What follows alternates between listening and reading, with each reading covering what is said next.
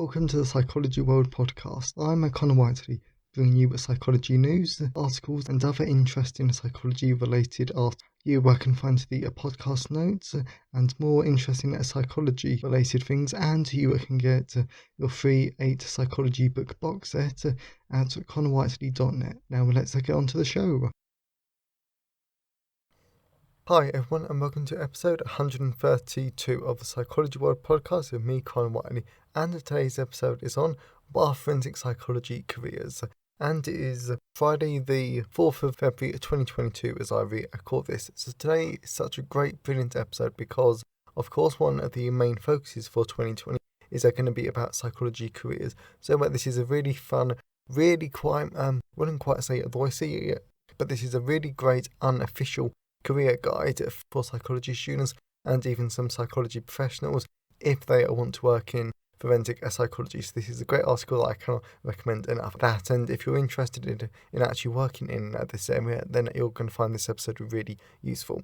So moving on to the psychology news section, we'll be reading from the British Psychological Society Research Digest, and there were tons of good ones today, but I'm just going to pick through. So the first one is, conversations with strangers remain enjoyable for much longer than we expect. For such a social species, we are surprisingly bad at judging conversations. Now, a new misapprehension can be added to the list. Even after striking up a conversation with a stranger, we underestimate how much we'll continue to enjoy it. There are potentially important implications, point out Michael Karanas at Northwestern University and their colleagues. If we mistakenly avoid longer conversations, we can miss out not just on the chance to connect with someone, but even to gain a new friend. And this links to something that I've spoken about on the podcast before, because we've covered a similar article. This is why it's really important. And to be honest, yes, I know it's scary, and yes, it's not something that I personally do myself. But as I talk about in the personal update, tomorrow I'm actually going up to London to the British Museum, so I might even try this though, because of course talking with strangers is really scary, but as all this research shows, it can actually be really, really rewarding. So it's just something to bear in mind. So the second one is, researchers have identified a hidden source of regret, our tendency to overrate the choices we almost make. We often feel regret when we learn that an opportunity we rejected has turned out really well. Think about that investment you didn't make that has now shot up in value, for example, or the person that you never asked out to is now living a happily married life.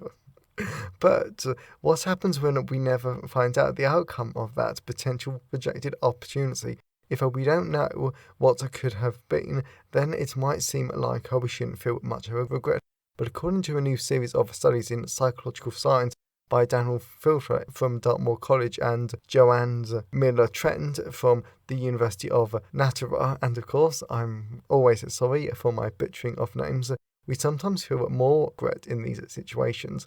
And this is another one that really does make a sense though, because of course we always want to know stuff, and as humans we always have a need for a cognitive closure, so we always need to find out stuff. We always want to know outcome of these situations, so it's actually not that surprising when we learn out that when we can't find a closure or an outcome for such an opportunity, then we start to feel regret. And this is what is always important to at least try stuff, of course, unless there's a lot of risk in investment. So I don't know really, but it's just one of those things.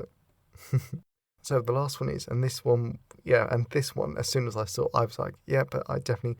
So the last one is, ask for help face to face, not by phone or email if you want results. We probably all would like to think of ourselves as generous, giving people, ready to provide friends and even strangers with favours when they need help.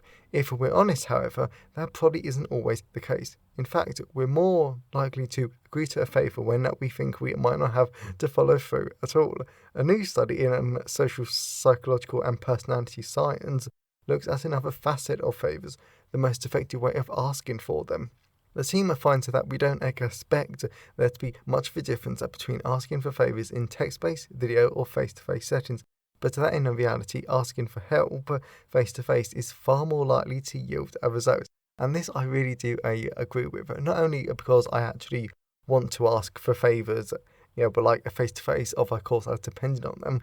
But then if we look at a personal example whereby this week, like I was working on my placements, like of our course, and then the person like supervising it sort of asked me for a favour to do with the really like basic, not very fun work that would take a few hours, and it's basically the sort of work that you set. Yeah, but like that you set people because you really do not want to do it yourself, and I completely respect him for that. And to be honest, if I was in his position, I would have done it. But because he asked me it because of like an email, but then that gave me, there was more of a chance for me to say no, but because of course I didn't have to look at him and actually say no and see his reaction. Because of course when you're face to face with someone, there's a much lower chance of you actually saying no though. So I really do understand it, and this is a really useful psychology news section because of course now we know that it is best to ask people face to face. So that's enough for the psychology news section. So let's move on to the personal update.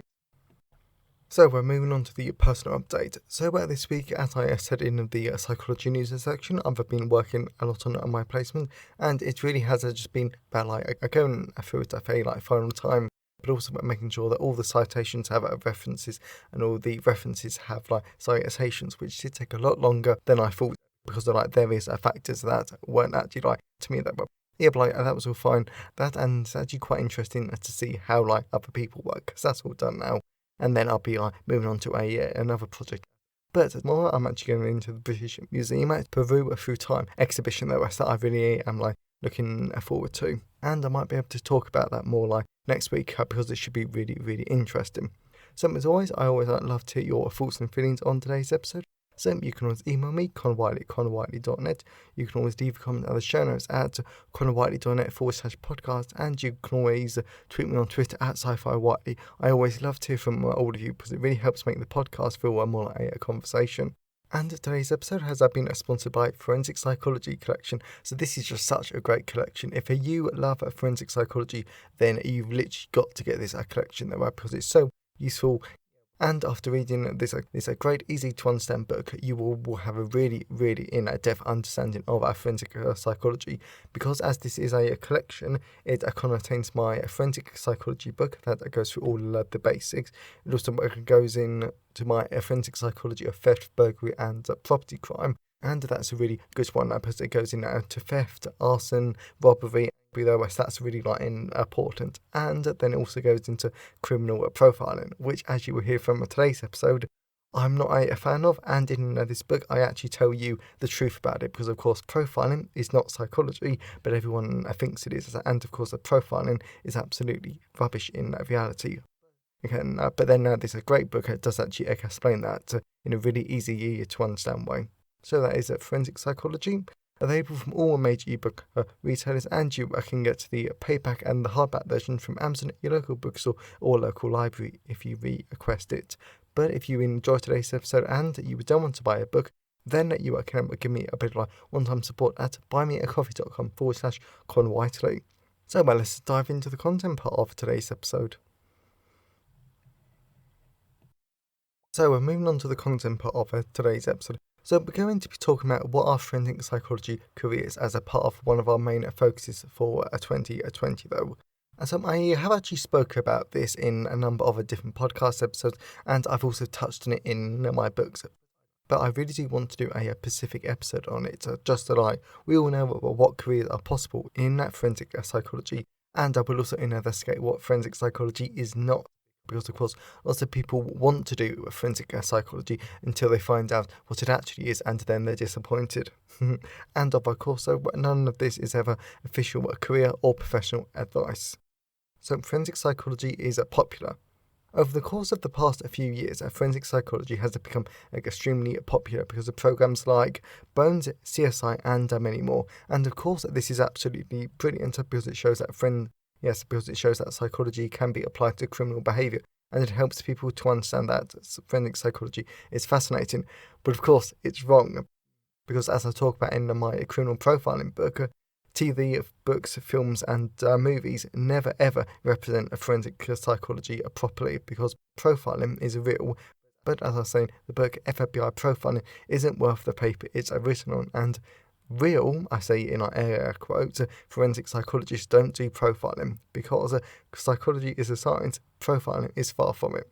And I mean, if you ever get to the forensic the criminal profiling book, or if you decide to look at it online, you really, really will just see that so very easily. And to be honest, you'll probably laugh at what they called science back then. Therefore, when it comes to choosing a possible career in forensic psychology, you need to remember that it is not profiling, and there are plenty of scientific and fascinating areas to choose from. For example, correctional facilities. So from everything I have seen in forensic psychology, this is where the majority of the jobs are. Due to most forensic psychologists work in prisons and jails, doing a wide range of tasks. For example, assessing offenders or working on the rehabilitation side. Both of them are very broad areas because you could assess the level of violence, sexual deviance, psychopathy, and more in an offender. These assessments are critical considering these ideally allowed offenders to be assigned to the most appropriate prison treatment programs amongst other places.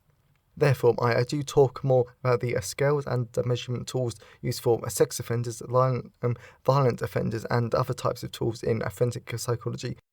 So, if you're interested in these different tools, then definitely check it out.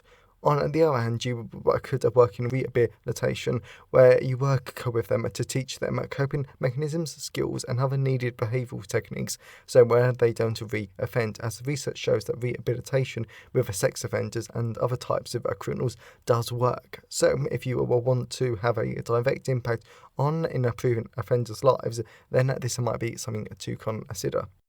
Personally, as you know, I do love forensic psychology, and both of these options do tempt me, because working in assessments I think would be fascinating, because you could get to interact with different offenders and have to decide their fate. And that would be scary, interesting, and exciting. Especially, and yes, of course, I'm taking this from a TV example, if you had to assess a serial killer. But of course, I doubt that happens very often, to be honest. But in terms of rehabilitation, this is a career idea I do love, because rehabilitation does work for the vast majority of offenders. So if I can help them make society a safer place and improve lives, then that's very tempting. My only concern, and of course this I have spoken about on the podcast before, especially because it really does annoy me, is because the general public doesn't believe in rehabilitation. So politicians capitalise on that and focus on longer prison sentences that don't work instead of rehabilitation, which would actually make a society a safer place, meaning that there was a lack of funding in this career option. So I think that it could be massively disappointing in reality. Course and forensic psychologists.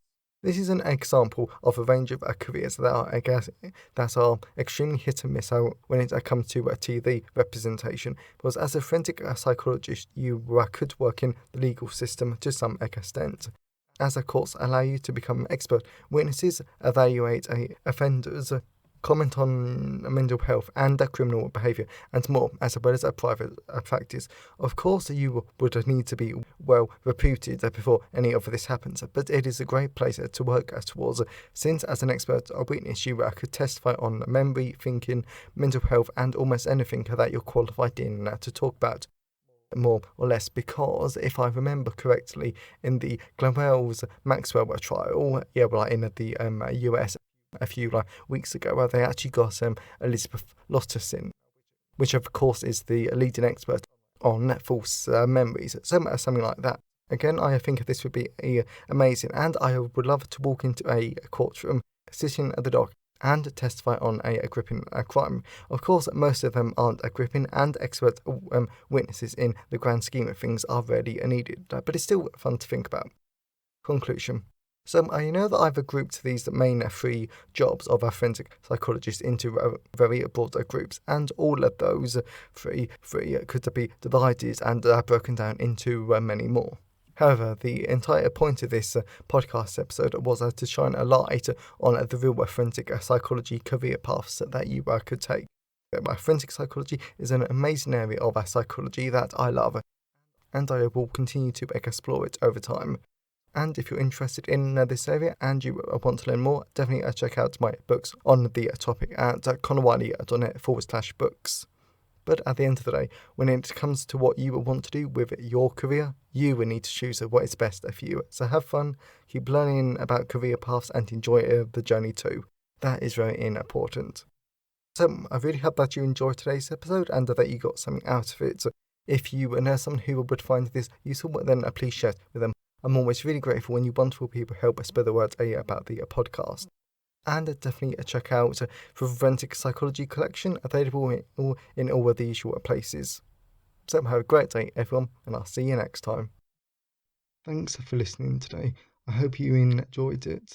If you want to see the show notes, then please go to connorwhiteley.net. And if you want a free 8-book psychology box set, then please go to connorwhiteley.net. Have a great day, and I'll see you next time.